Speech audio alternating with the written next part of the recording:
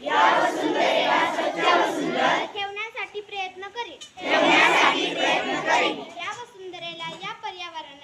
या वसुंधरेला, या पर्यावरणाला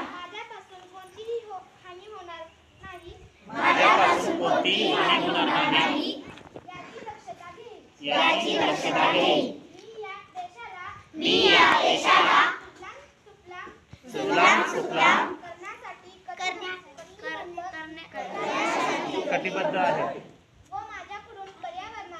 व माझ्याकडून पर्यावरणाला